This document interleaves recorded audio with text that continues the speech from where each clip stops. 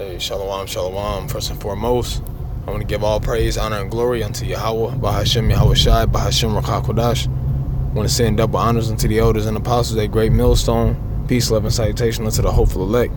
That I keep doing the will of Yahweh Bahashem Yahweh Shai truthfully and sincerely. So, this lesson, something I've been meditating on throughout the course of the day, and also based off of an admonishment, from the elder brother here in the Nebraska camp, as far as accepting rebuke and reproof. All right, because a lot of people, and then this is, this is including men of the Lord and people in the world as well. And mainly in this world, the people in this world, they cannot be corrected. Can't be told anything, and we're not supposed to carry that same spirit over here into the ministry. Starting off, when we first learn about this ministry, we, maybe doing certain things as young men coming into this truth, and then a brother gets on you, and you might have a hard heart, man, but if the Most High permits for you to carry on in this truth, you learn that that's the only way that you're gonna grow. That's the only way that you're gonna, as one of the brothers say, only way you're gonna excel in this truth, man. A lot of people in this world, they don't like to acknowledge their faults. They acknowledge when they're wrong. They're always right. They buck up when you tell them something, or they just flat out don't take heed to the admonishment given. So, Lord willing, this is edifying unto the elect, and unto the brothers that seek to grow, as we all should seek to grow, man. So I'm going to get started. This is the book of Proverbs, the 29th chapter, in the first verse. All right? It says, "He that being often reproved hardeneth his neck shall suddenly be destroyed." Because there may be certain things that you're into, and a brother might see it. It might check you on it, spiritually. A brother might check you on it. And this is something that may lead to your destruction if you're not taking heed. That's the whole point of the brothers, the brothers being here. That's the whole point of elder brothers in the camp. When they see something, they pull their brother out the fire, man. Sometimes it may be with a little bit more forwardness. Sometimes it may be gentle, but either way, reproof is reproof. And it is not to be taken lightly, because brothers are looking out for each other's souls, i.e. by way of reproof and admonishment. Brothers not trying to control your life and tell you what to do. Brothers just looking out because, hey, you have certain brothers that the Most High put a double portion of the Spirit on to be able to see certain things and to be able to call it how they see it. And you also have brothers that have been through things and they see a pattern in another brother in the camp, and they don't want to see that brother go down that same path, because that path can lead you onto your destruction, man. And there's no age on the spirit, man. So it doesn't have to be. It could be a younger brother that a younger brother in the camp. They may see something. The Most High may just put the spirit on him to say something about it. It says, shall suddenly be destroyed and without remedy, and that without remedy. Right? There's nobody going to be able to save you. Once you have, what it says after the first and second admonition, reject. That applies all around the board, man. After you admonish a brother or you admonish somebody and they think they got it all figured out, at that point, you got to let the Most High's will be done. And as the brother said, the elder brother here in the Nebraska camp said, it's not like wishing a curse upon a brother or putting a curse upon a brother, but it's like let the Most High's will be done.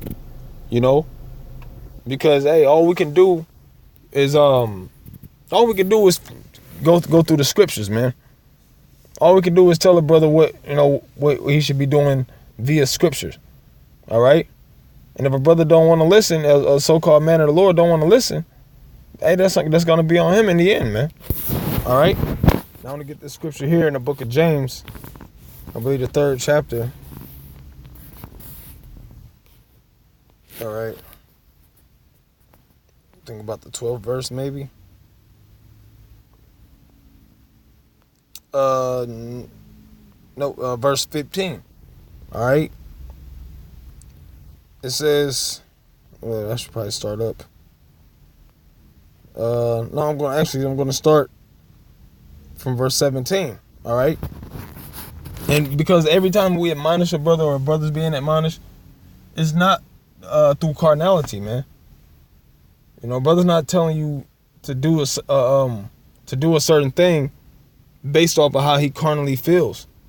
Everything is spiritual. Everything is filtered through the scriptures, man. You know, every admonishment is and should be filtered through the scriptures. Okay? So this is the book of James, chapter 3, and verse 17. It says, "But the wisdom that is from above is first pure, then peaceable, gentle, and easy to be entreated, full of mercy, good fruits, without partiality, without hypocrisy." All right? That's not what I wanted to get, but that's still on point, man. Because if you believe in the Holy Scriptures, then when a brother's telling you something, whether it's a younger brother, whether it's an elder brother or an apostle, you know, it shouldn't be hard to be entreated, man. It shouldn't be hard to be comprehended if you truly feel the Lord, man. All right? Because if you reject it, then that means what? Hey, it says, what does it say in the book of Proverbs? Let's see. Matter of fact. All right, the book of Proverbs.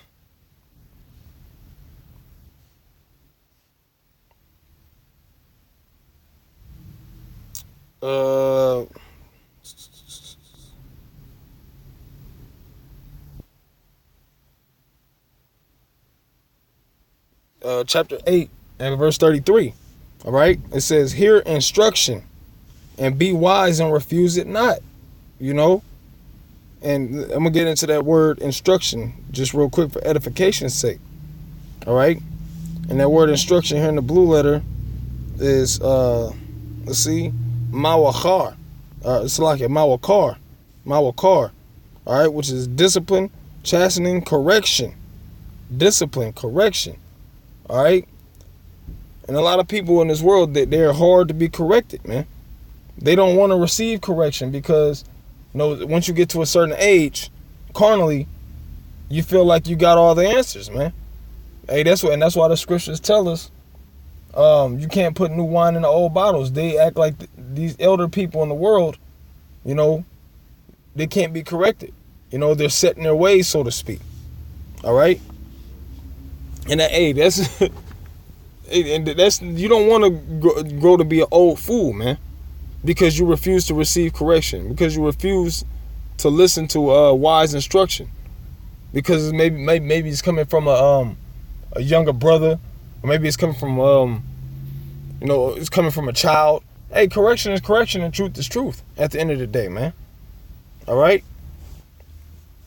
Now I want to get this other scripture here,